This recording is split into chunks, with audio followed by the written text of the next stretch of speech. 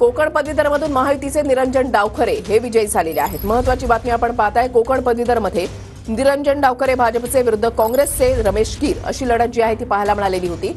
मात्र महायुतीचे निरंजन डावखरे यांचा विजय झालेला आहे। डावखरेंच्या विजयानंतर रायगडमध्ये भाजप कार्यकर्त्यांचा जल्लोष सुद्धा पाहायला मिळाला। कोकण पदवीधरमधून महायुतीचे निरंजन डावखरे यांचा विजय झालेला आहे।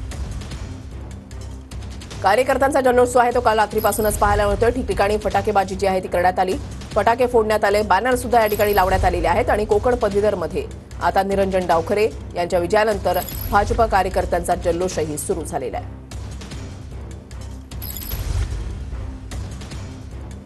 कोणाकोणामध्ये लढत होती तर कोकण पदवीधर मतदारसंघ निवडणुकीमध्ये काँग्रेसकडून रमेश कीर विरुद्ध भाजपचे निरंजन डावखरे अशी अटीतटीची लढत जी आहे ती या ठिकाणी पाहायला मिळाली होती। मात्र अखेर भाजपचे निरंजन डावखरे यांचा विजय झालेला आहे। निरंजन डावखरे यांनी रमेश कीर यांचा पराभव केला।